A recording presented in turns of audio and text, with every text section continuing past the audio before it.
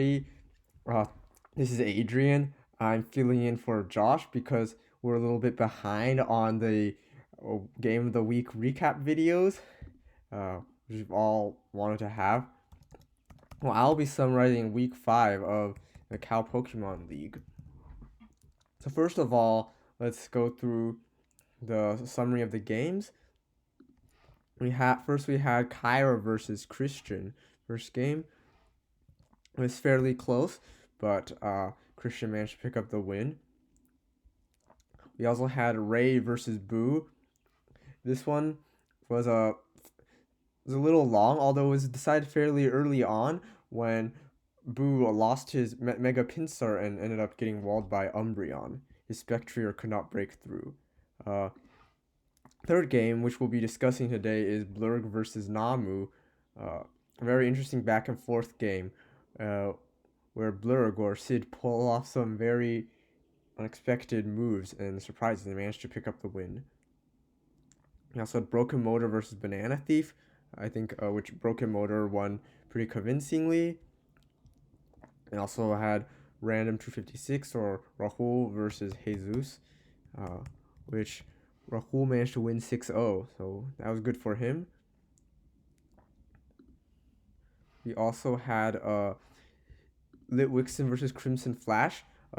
Crimson Flash was unable to play this one, I believe, so Litwixen automatically won with a differential of 1-0.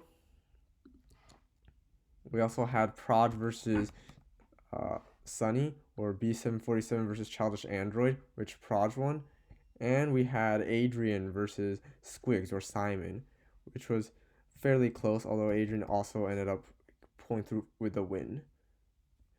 Go through the free agent picks. I'll have to pull up the archives, but let's see what we have. We have Childish Android, or Sunny. He drops a Talonflame, Scolipede, Dusknoir, and Mega Kangaskhan, and he picks up Noivern, Salazzle, Superior, and Mega Beedrill. There's some lesser seen picks, although some of them are very powerful, especially Mega Beedrill with its extremely high attack and access to stab, I think, adaptability U-turn. As well as Salazzle, which you'll see has some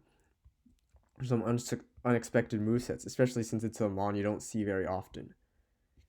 In addition, we have, we had Proj, who drops Meloetta, Kyurem, and Venusaur for Deoxys Speed, Zarude, and Absol. Deoxys Speed especially is a very promising pick. With its extremely high speed, it can set up entry hazards on its way in. It's almost impossible to stop due to its extremely high speed. You can also run more offensive sets with something such as Nasty Plot, and then use its good special coverage. In addition, what do we see? I think someone else picked up Kieran. Let's see. Oh, I guess Childish Android also picked up Greninja. Also a very strong pick with access to Protean. Or I believe, yes, Battle Bond is not allowed. So it has access to Protean, which essentially gives it stab on all of its moves. And finally, seems like since Prod dropped Kyurem, yes, it seems Rahul or Random 256 picks up Kyurem. He drops Latias, which I think is a pretty good pick. Kyurem is definitely a stronger offensive threat, and it has good coverage. Moves such as Freeze Dry, Ice Beam, and Earth Power. Also run a bulkier set with something such as Substitute and Roost. You can also run Choice Scarf or Choice Specs, which we'll see in the upcoming weeks. Let's see.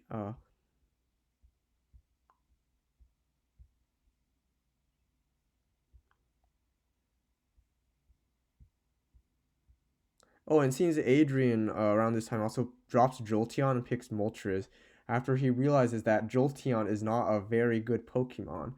It's very predictable, doesn't have a very strong, very wide moveset. Moltres can be built to be very bulky. It's a good check to many physical attackers with Flame Body. It can also roost and defog, although it can be susceptible to Stealth Rock, especially if its boots are knocked off. Let's see.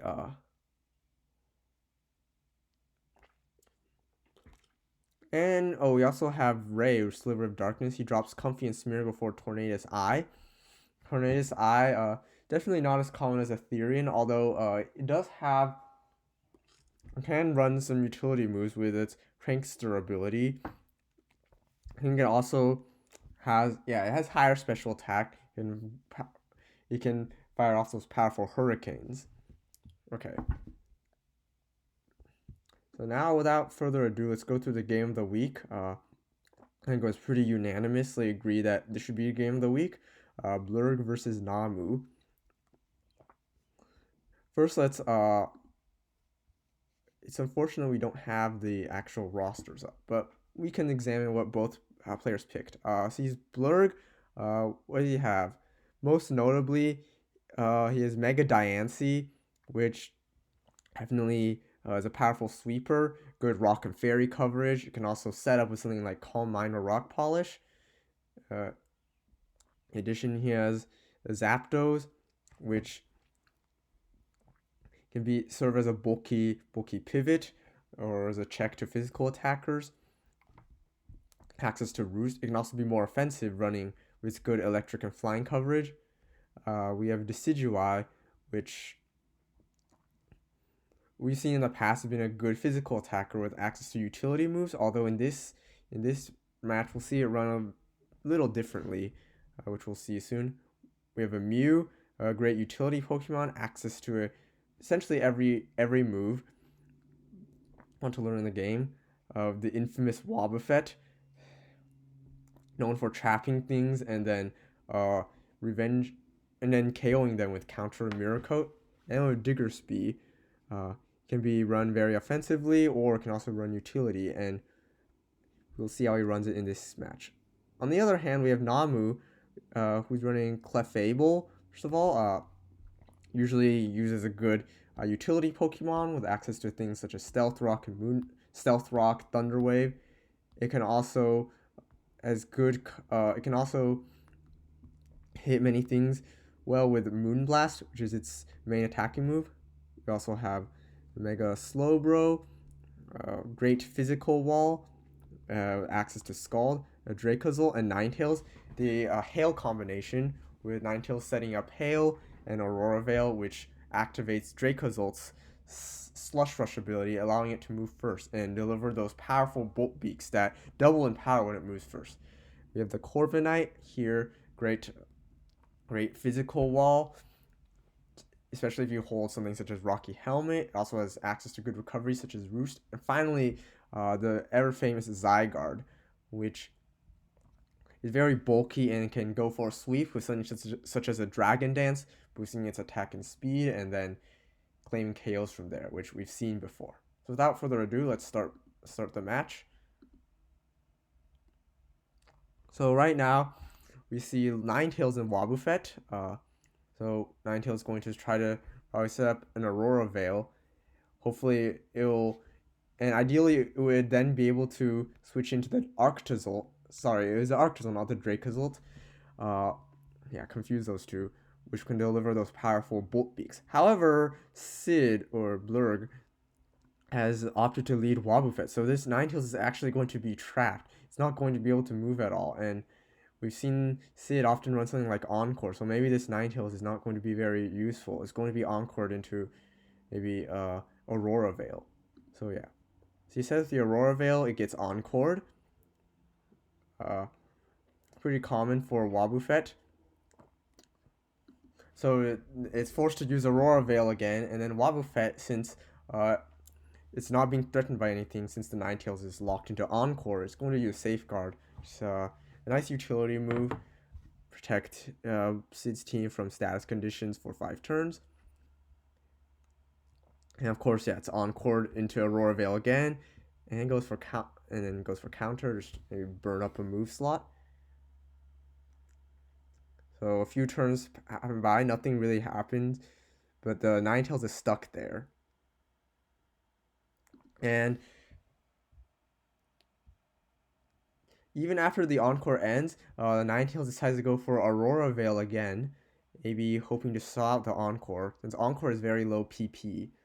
And And actually, yeah, Sid is doing this. He says, yeah, to stall the hail because with the hail gone, there'll be less chip damage on Sid's team, and the Arctozolt will not be able to make use of Slush Rush. We'll see, yeah, pretty much a. Or no, Sid actually switches out into Diggersby. So maybe he'll be able to switch it in safely since he's not afraid of a blizzard. The Ninetales is going to be stuck with Aurora Veil, and then maybe the Diggersby can get a chance to set up and maybe pick up some KOs, especially with its huge power ability, which really makes it an offensive threat. So the Ninetales is stuck into Aurora Veil. He has to, and now that the Wildfed is gone, there's no more Shadow Tag. Namu switches out into Slowbro, and this is probably his one of his physical walls. We'll see how physically bulky it is, but it's probably something he wants to bring in to counter or to check the Diggersby. It can also threaten something like a Scald, which will be super effective and possibly get the burn. But you see, Sid sets up with a Swords Dance, so yeah, he's getting ready to hopefully get some KOs with the Diggersby. Okay, so see the Mega Evolution, Diggersby goes for Thunder Punch, and that actually does a lot. It lost 76% of its health, so maybe even if it was physically bulky, after Swords Dance, Diggersby probably can break through. But we see the body press coming from the Slowbro, so that actually puts an end to the Diggersby's setup. However, the Slowbro is already chipped very hard.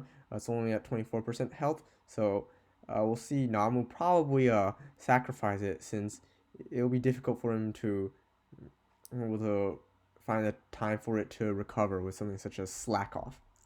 So yeah, Sid immediately brings in Diancie, going to keep up the pressure. Diancie, also a great offensive option. Uh, Essentially, yeah, can threaten Namu's entire team with its great Rock Fairy coverage. So probably he's something like a Moonblast into this Slowbro, which also does not have as high of a special defense compared to its defense. So so he decides to save his Slowbro and bring out the Corviknight. This Corviknight probably a little bit can take something like a Moonblast a little better from the Mega Diancie. And yeah, we'll see the Mega Evolution and then the Moonblast. And yeah, as expected, this Corviknight is probably pretty defensive. It has the Leftovers item. And now we'll see what Sid does next. Funnily enough, maybe the Corviknight could actually be carrying a Steel move, especially since Diancie is such a threat. So we'll see if Sid wants to stay in and take the risk, or if you want to bring in something safer. I expect he'd probably switch out. On the off chance that it has something like Iron Head, which usually it doesn't have, but but also in something such as Draft League format, sometimes you'll be running more unorthodox moves. So yeah, he brings in the Mew, pretty safe switch in to Corviknight. You can be also run, it'd be pretty bulky, and you can take something like an Iron Head, definitely better than a DNC. It's so we see the Iron Head. It does not do a lot to a Mew, and turn out this Mew is probably built to be very defensive as well with the Leftovers.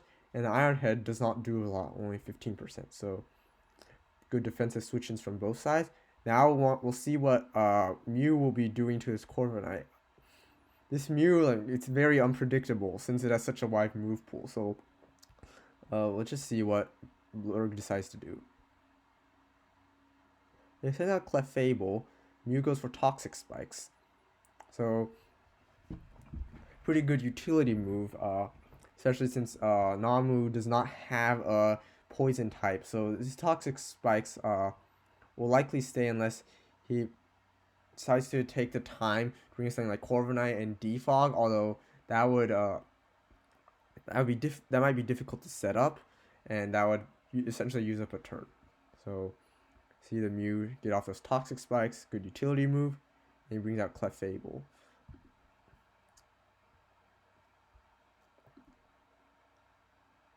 And now we see the double switching again. with the Corviknight coming in, maybe it wants to defog these toxic spikes, and the Corviknight itself can't be poisoned. And then Sid, maybe predicting the switch, and he brings in Wobbuffet, so he's going to be trapping the Corviknight again. And if it goes for a defog, he could very well get encored into it, which would be very awkward for it. So let's see what they do. So yeah, the Corviknight decides to defog the spikes, and then Wobbuffet goes for an encore, so the Corviknight is going to be locked into a defog, which is probably not what you want for it. It's not going to be doing anything, and then Blur can get a switch into something that can pressure the Corviknight. Let's see what it does. So yes, we see the Corviknight's stuck into defog, and he brings in the Zapdos, which is a great, probably his best way of breaking through the Corviknight with its powerful electric moves. Something like a Thunderbolt will do a lot of damage, if not outright KO it. And the Corviknight's still stuck into defog because of the Encore. Let's see what they do next. Namu probably wants to switch out the Corviknight. He doesn't want it to take a electric move, and see what this Zapdos does.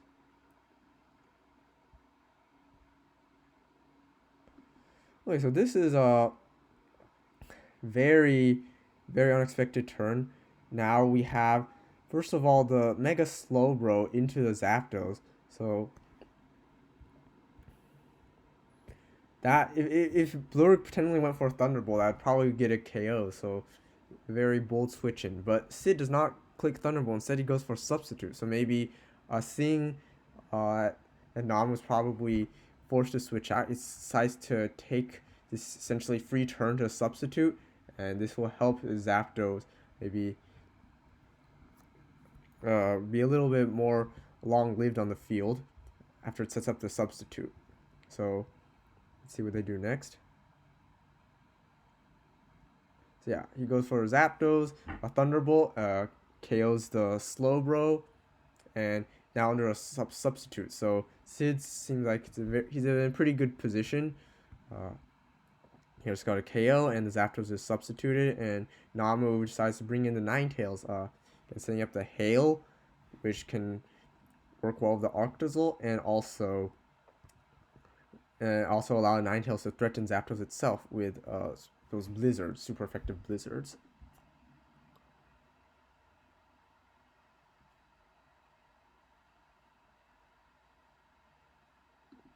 So now is a very lucky turn from for Blurg. He goes for a Thunderbolt. Decides to stay in, probably feeling pretty safe because the Ninetales will have to take one turn to break the substitute before it can actually outright KO the Zapdos. So he's not afraid of the Blizzard. He goes for Thunderbolt, and he actually gets the full paralysis on the Ninetales. Very lucky. And unfortunately, Ninetales can't move.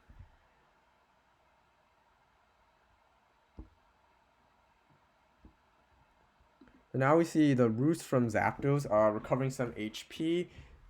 Since he knows that the substitute is up, the Ninetales will have to take a turn to break through it, and it does with a Blizzard. Super effective, but since the substitute is up, the Zapdos is able to essentially get one more turn. So we'll see if he wants to switch in. And Zapdos is probably feeling pretty threatened here by prospect of a Blizzard. Going to be super effective. Doesn't want to take that, so you might want to switch into something.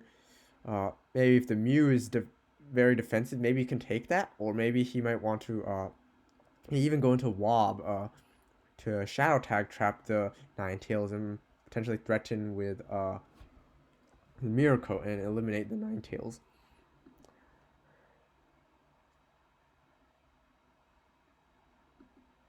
Okay, so this turn, very interesting from both sides, very unexpected. He stays in with the Zapdos, so you would think that Zapdos probably would get KO'd from the Ninetales from a Blizzard, but he still stays in, and he goes for a substitute. And I think actually this was a pretty good call because Zapdos is going to be faster thanks to the paralysis. So with a substitute up, maybe you can take one more Blizzard without getting KO'd, and that's exactly what happens.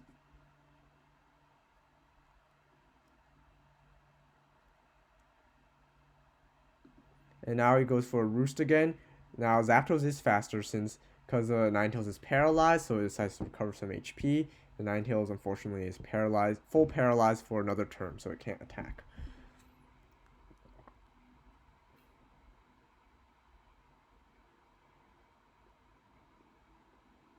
So actually, this line of play is pretty good.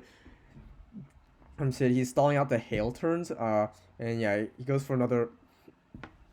Yeah, you see, he went for another substitute. Then he's going to be faster than a Ninetales, and the Ninetales is not fully paralyzed this time. Nam was not really making that much progress. He's just going for those blizzards, breaking the substitute, but actually not being able to do that much outright damage to the Zapdos. And now the hail is over. So yeah, again, the hail is over.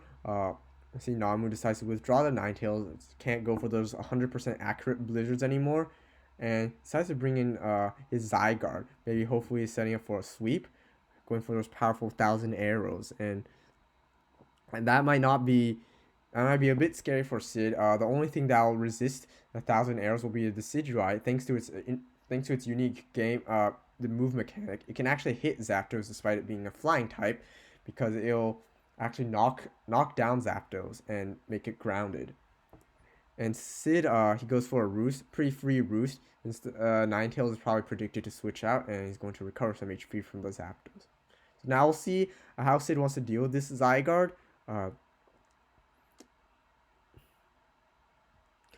Maybe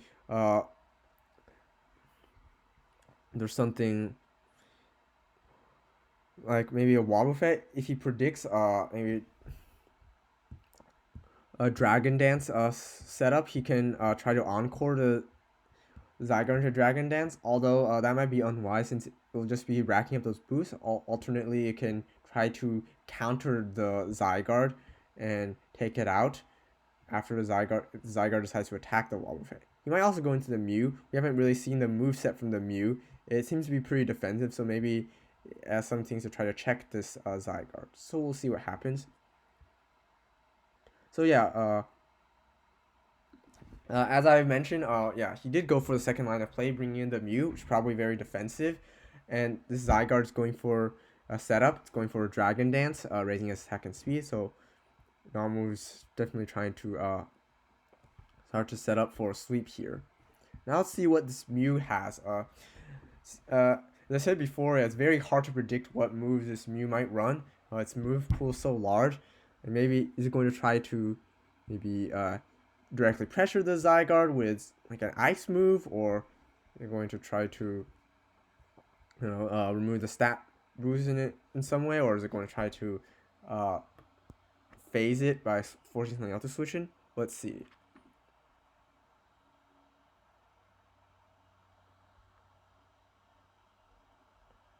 So this turn, yeah, I guess it's a little bit clearer what Sid had in mind. He built this Mew, and again we can see his expert.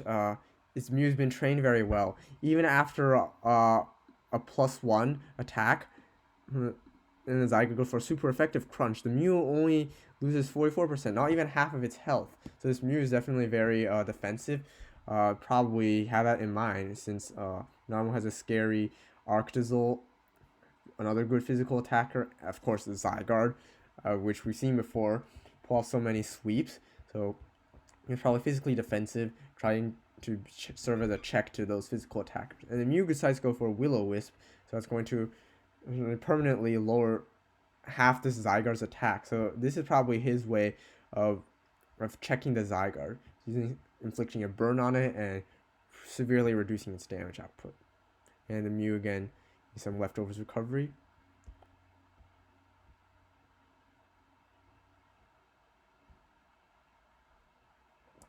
And again, yeah, we see, yeah, again, this Mew is very defensive.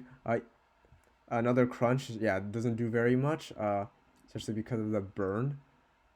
And then Mew just roosts off pretty much all the damage. And this Zygarde is probably not going to be doing very much because of the burn, despite its being at +1 attack.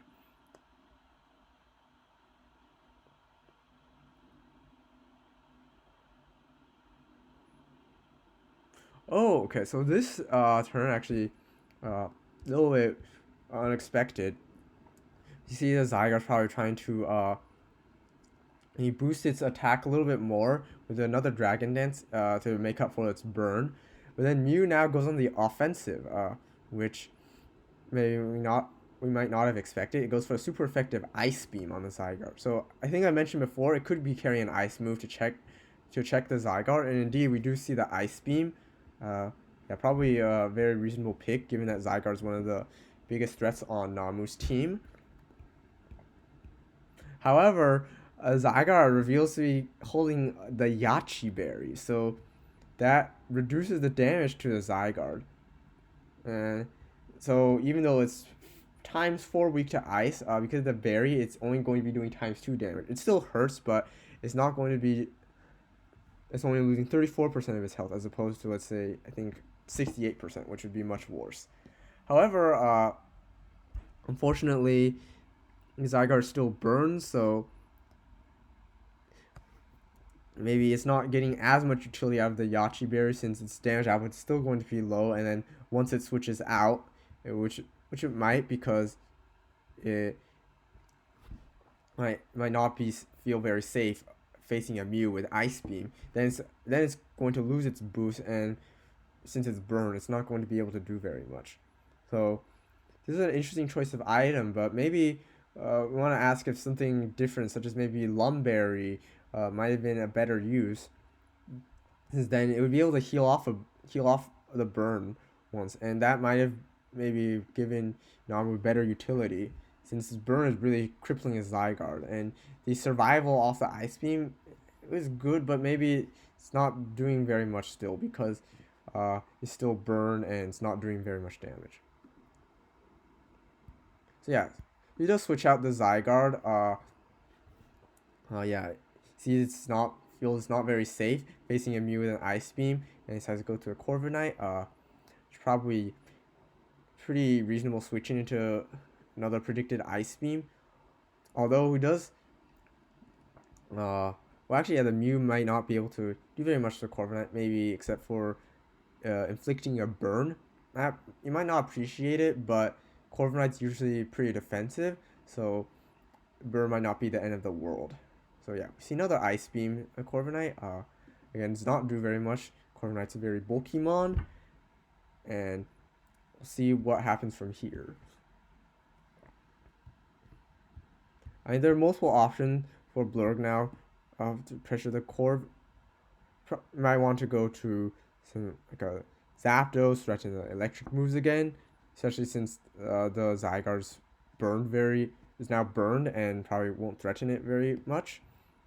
He might want to stay and maybe burn the Corviknight, since the Corviknight itself can't do much to the Mew. So we'll see what happens.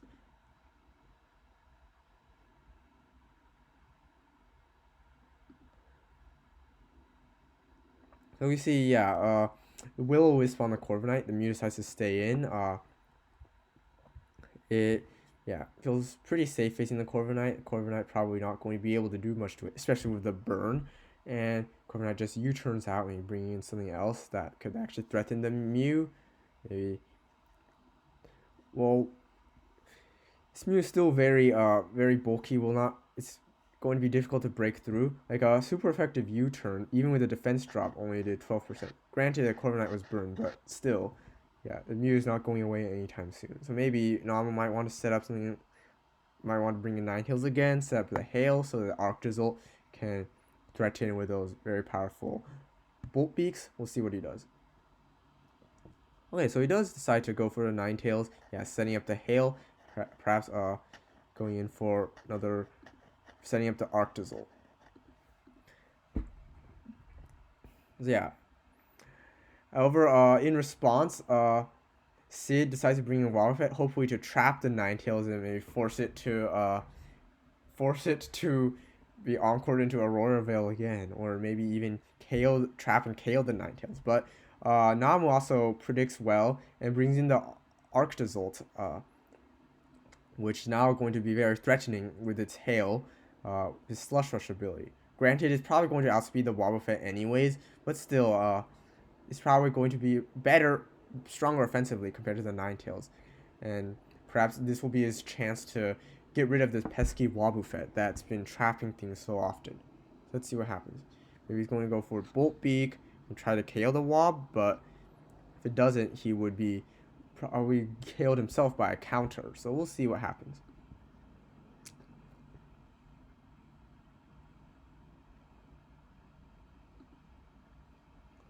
Well, so this is a very interesting turn. The Arctozolt actually reveals Taunt, not something you usually expect on it. Not a mon you think of as running utility, but I think it definitely works well in Namu's favor. It's a good move choice, especially something like a Wobbuffet that is usually only runs mainly status moves, especially the way Blurg is running it with those Encore and also occasionally Safeguard. So now Wob can't Encore the Arctozolt, which is very good. You ideally don't want to be locked into one move. So now we'll see the Arctozolt is going to try to remove the Wobbuffet. Maybe go for something like a Bolt Beak. It's going to be doubled in power and hopefully pick up the KO.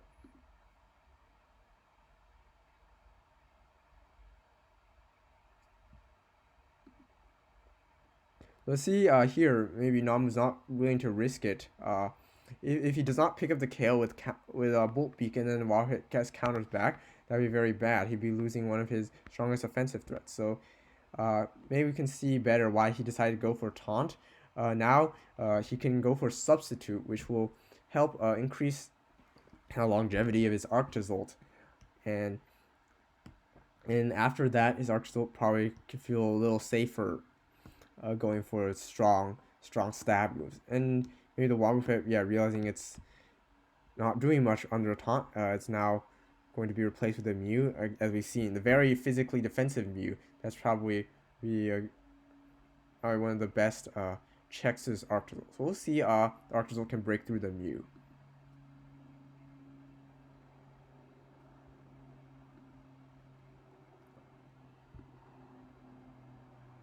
Oh, so it turns out the Arctozolt was a very powerful after all.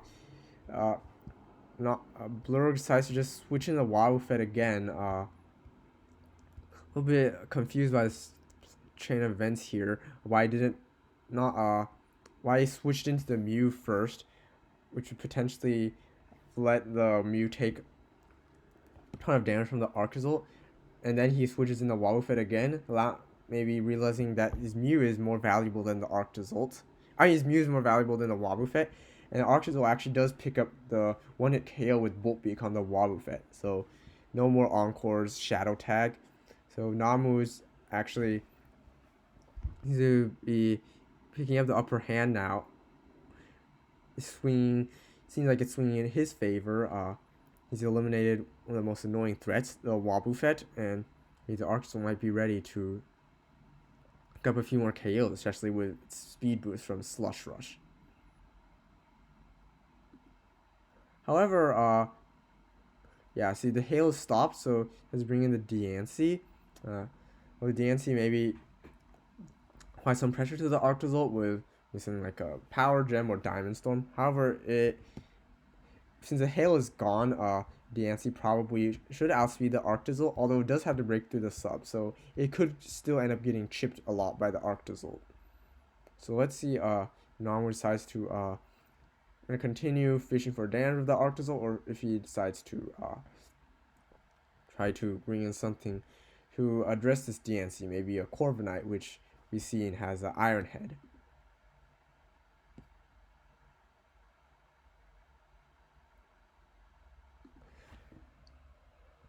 Oh, so here it seems like so let me play this again.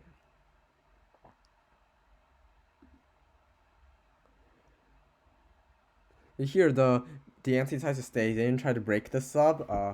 Sub to Arctozolt is probably something you don't want. If you don't break in the sub, it could essentially you do massive damage to your entire team. So it goes for the Mystical Fire, breaks the sub, but the Arctozolt goes in return for a Bolt Beak. Does a ton of damage to the Diancie. Since it's moving second, it didn't get the doubling of power, but still 75% is a lot, especially for something that's pretty bulky such as Diancie. So his DNC is heavily chipped. Yeah, maybe something from maybe most of Nanamu's other Pokemon can now take it down, and this is one of Blurg's major threats. This DNC, and now it's not looking very healthy. So this Arctozolt, however, might not feel safe. It could probably can't take another Mystical Fire. However, see if Nanamu decides to preserve it. He probably will, since it's a great, sweeper, especially under the hail, which he can set up again. And the question is, what else does he have that can take the Mystical Fire?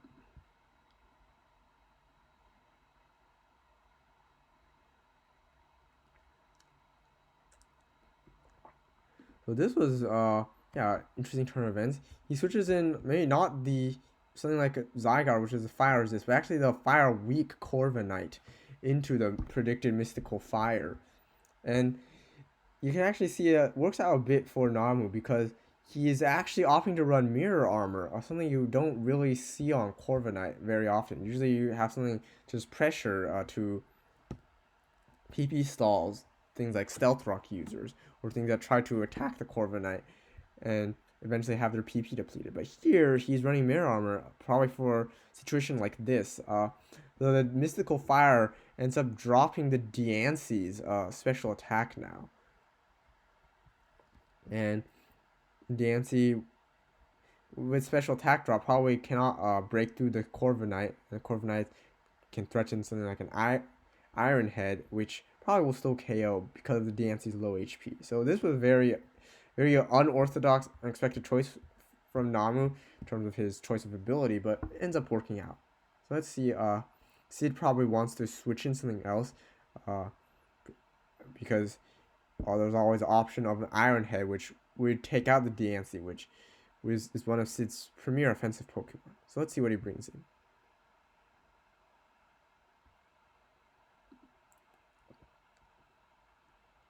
So yeah, he brings in Mew again. Yeah, pretty safe. This Corviknight not doing much to it, especially with the burn, and the Corviknight just goes for a Roost, recovers some HP. He probably predicts the Diancie switching out, so he probably feels pretty safe with a Roost. And even a Mystical Fire probably does not KO, because it only did 42, and then with a special attack drop, it would do even less. However, this Mew again, it's rearing its head, and again, it seems like Namu hasn't been able to make much progress to eliminating this very pesky Mew, which it's already Will-O-Wisp the Zygarde, so he's probably going to end up needing something like a Arctozolt eventually to break through it with its powerful Bolt Beaks, probably in conjunction with the Hail. So let's see how Namu tries to handle this Mew. So yeah, the Mew again goes for a Toxic Spikes, good utility move. Probably not many things which team will want to switch into the Toxic Spikes, and the Corviknight just sort of U-turn, pivoting out and bringing in something else.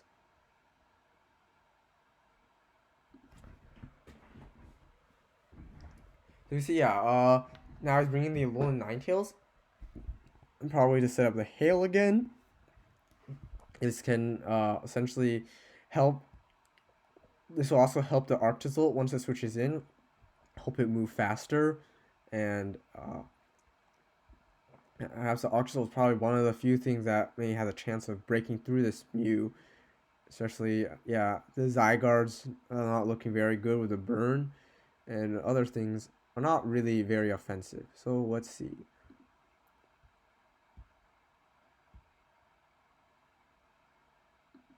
So yeah, the Mew decides to go for a pretty safe Roost, recover a bit of HP, and Ninetales stays in, gives up an Aurora Veil, always a solid choice. With a Hail Up, maybe help Namu make his mons a little bit more survivable before he decides to bring in something like an Arctozolt.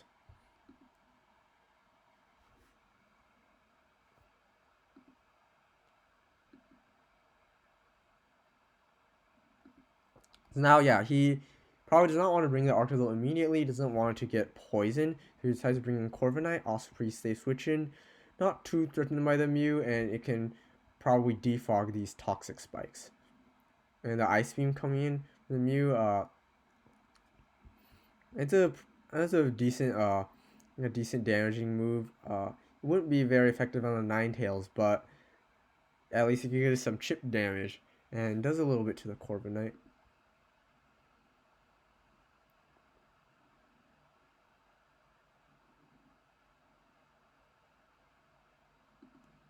So yeah, so now in this turn, yeah, Sid's going to essentially make use of this free turn. He knows Namu's most likely going to defog. That's probably why he brought in the Corviknight in the first place. And he can just freely switch into Zapdos, which now pressure this Corviknight very, very hard with something like a Thunderbolt. And as we see, Corviknight goes for the expected defog. So the answer is, what does Namu have that can maybe take these Thunderbolts a little better? He's going to bring in Ninetales, maybe threaten those Blizzards again, or is there something else he has that can maybe take the hits from Zapdos a little better?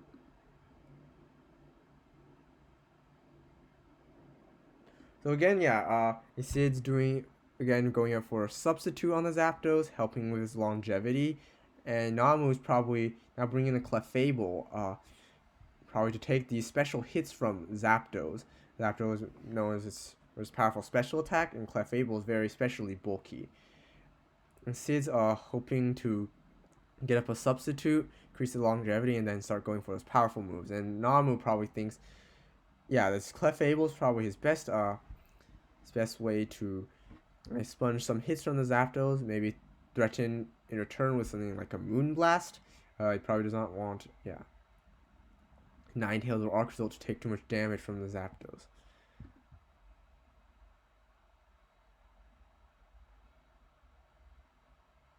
So yeah, as expected, Zapdos going for Thunderbolt, chipped the Clefable a bit. Doesn't do a lot, even through the crit.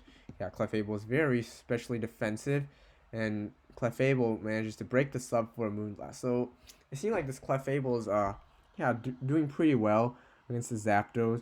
Potentially can threaten with another Moonblast, and it won't take much from a Thunderbolt or even something like a Hurricane, which probably is its other main damaging move. And Hurricane could even miss. So like maybe Blurg wants to switch out, but does he have anything that really can pressure the Clefable? He doesn't really have great switching to Moonblast either, right?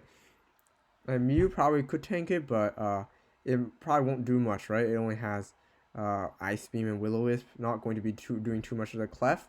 Yeah, probably doesn't want the Decidueye to get chipped by Moonblast either, especially since it's actually, yeah. So let's see how he decides to handle this Clefable.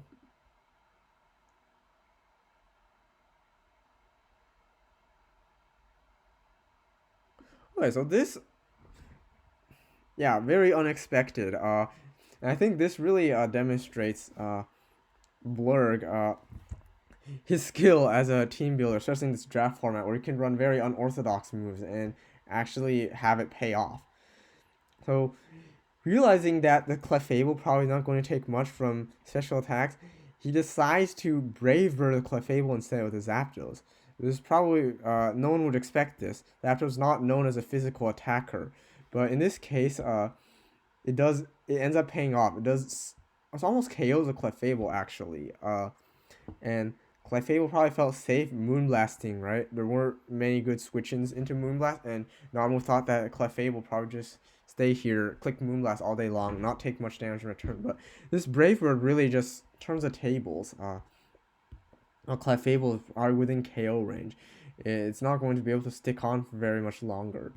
And the Moonblast, yeah, it did a ton to Zapdos, almost KO'd it as well, but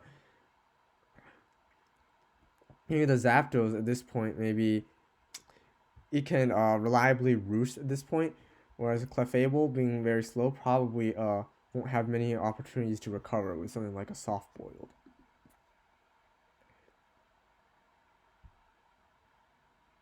So yeah, as expected, yeah, the Thunderbolt just KOs the Clefable. Nam probably feels he has to sacrifice it at this point. Very unfortunate, but yeah, he would not have predicted the Brave Bird from the Zapdos. I don't think anyone would have. And yeah, he brings in his Ninetales. Probably, it's probably his best way of threatening the Zapdos at this point. Setting up the Hail, threatening a Blizzard, and we'll see whether Sid how Sid wants to deal with this Ninetales. And now again, Namu has paved the way for his Octozolt to come in and again potentially sweep with a Slush Rush boost. So if Sid want to preserve his Zapdos, it's probably one of his best ways of dealing with the Corviknight. However, however, there aren't many other things that would appreciate a Blizzard either. So let's see what he does.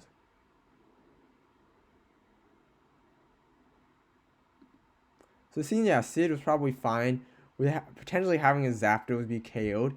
Yeah, it was faster. It went for the Roost first because the Ninetales was paralyzed, but a Blizzard probably would have KO'd it anyways. But ends up paying off for Sid. Namu actually decides to bring in the Archozolt straight away, not even going for something like an Aurora Veil. So this Archozolt probably looks pretty good now. It's in the Hail. It's in its prime with a Slush Rush, and it can deliver those powerful Bolt Beaks, even more powerful thanks to its Life Orb. So let's see. At this point, Sid probably, I think the Zapdos has done its job with its Brave Bird KOing the Clefable, and he would have been fine sacrificing it. So let's see how Blurg wants to deal with this very threatening Arctozolt.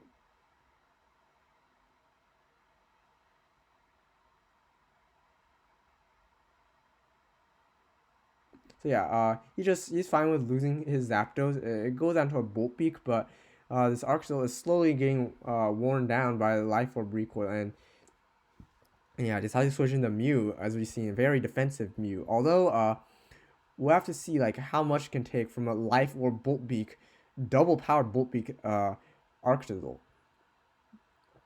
Like if it survived, maybe it could Will-O-Wisp the Arctozolt and potentially limit its sweeping potential, which would be very good for Blurk. But we have to see how bulky this Mew really is.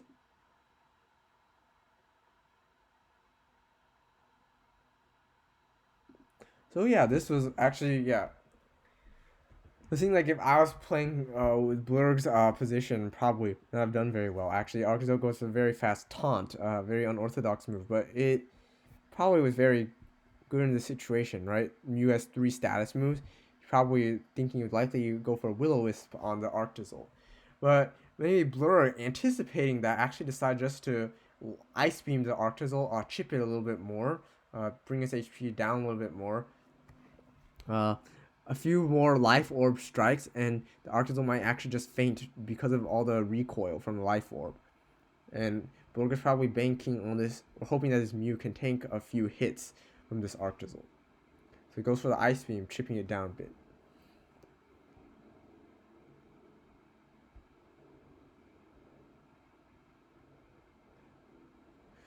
And yeah, I guess we did get, you see, this Mew's offensive bulk. With a crit, the Mew ends up getting KO'd. But actually, very impressively, if there was no crit, it would only do around 66%. So yeah, really a testament to how bulky this Mew is. Even with a double powered Life Orb Bolt Beak, still probably can live with a fair amount of HP. The Mew decides to strike back with the Ice Beam, chipping the Arctozolt a bit more, hoping that the Life Orb recoil can bring it down. But unfortunately, this very bulky Mew does go down because of the crit, and it's not. And yeah, it seems a little very he's very dicey for Blurg now. He has a very damaged DNC. Probably will go down to just one Bolt Beak, and then this Decidueye, not known for being the fastest Mon, and under Slush Rush, this Arctozolt could definitely probably threaten it very hard with something like Icicle Crash. Probably its 4th move, given ice coverage.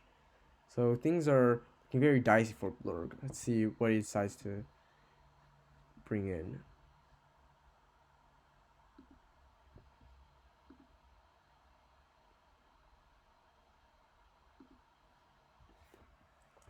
So now it reveals Protect on DNC. Yeah, as I said, yeah, the DNC probably would have been KO'd by another Bolt Beak, but he reveals Protect. That you don't very see often in the single battles, but here it does pay off. Stalling out the last turn of Hail. Now his DNC is definitely faster, and DNC can now threaten actually a KO on the Arctizel itself.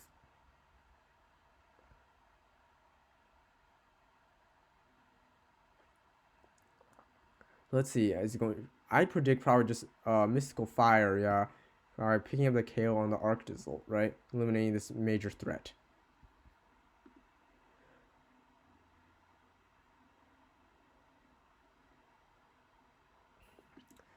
So this was actually, yeah, very unexpected choice again. Reveals the last move is Stealth Rock. So he actually did not Mystical Fire the Arctizel.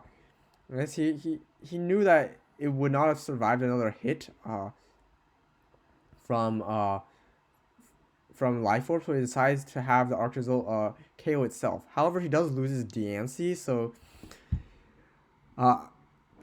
just going into this, yeah, I'm not sure what Blurg was doing. He definitely has a plan, right? He's a great player, but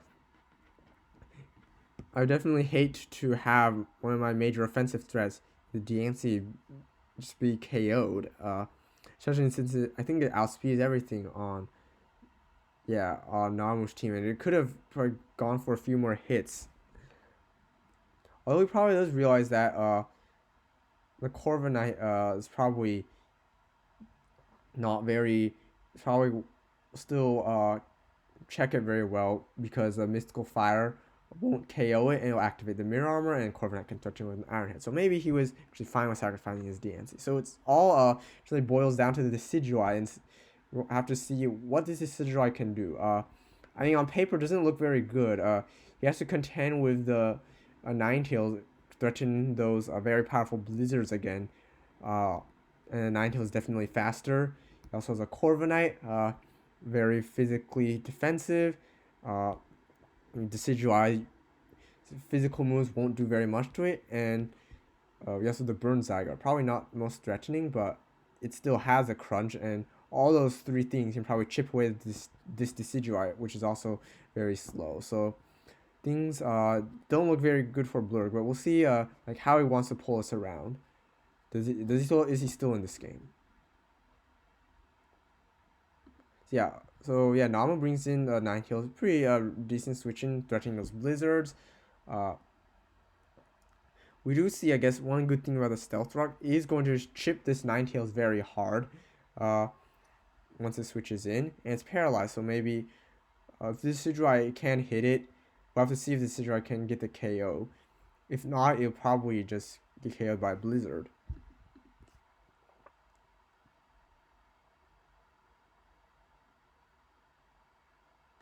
Okay, so now we actually see really what Blurg was planning all along. So it turned out this Decidueye is special. It's going for the Hex. So notice that all of Namu's remaining Pokemon have status conditions. So this Hex is going to be doing a lot. And especially if this is a special Decidueye, it's not unreasonable to expect something like Specs, which will really boost its damage output even more. And really, Specs makes sense, right? There's no reason to click anything other than Hex. That's the strongest move now. It's going to be base 130 power, since everything is statused on Namu's side, and yeah, this Hex is going to be doing a lot of damage. So maybe we'll see Blurg, if he wants to win, he's going to have to pull off the Decidueye. It's really really surprising, yeah, to see this Decidueye maybe be his final win con, right? It's not something you'd expect, especially in this context, right? Something like a Hex or Choice Specs Hex spam is not something you usually expect from a Decidueye, right? Usually it runs more utility moves, but in the draft format, again, there's greater freedom to run more unorthodox move sets. We'll see if the Decidueye can pull it off. Seems a little bit more likely now, right? The Zygarde's burn, Corviknight probably can't do very much. So we'll see if the Decidueye can pull off the comeback.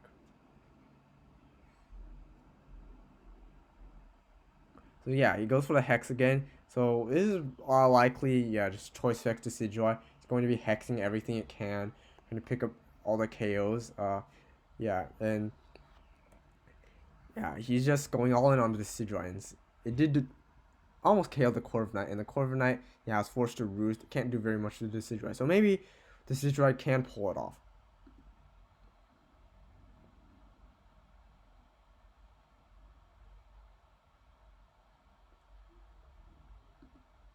Yeah, so now it picks up the KO on Corviknight. So I think, yeah, this Decidueye is actually going to win. Yeah, that was very unexpected. First, like the status spreading on the Mew with the Toxic Spikes and Will-O-Wisp really hurting the Zygarde and also burning the Corviknight, and then just setting up for the Specs Hex just to clean up. It's just totally unexpected, but it did pay off for Blurg, and you can see his preparation really helped in this match. So I think, yeah, pretty much it's over now. The Zygarde's not doing very much without its boost and the burn, and the Hex will probably pick it off at this point. Yeah, so the Crunch, yeah, only doing 34. Yeah, not doing very much damage with the burn, and then the Hex just picks off the Zygarde. Yeah, so overall, very well played from both players. I have to say, definitely kudos to Blurg for bringing very creative sets. The Brave Bird Zapdos is really helping break through the Clefable, which we never expected face physical Zapdos. And then the Will-O-Wisp from the Mew being able to shut down the Zygarde, and then paving the way for the Specs Hex Decidueye to just clean up in the end. Totally unexpected, but again, testament to his strength as a player. So I think that's pretty much it for week 5. Hope you enjoyed this video, and hopefully we'll have some more videos soon.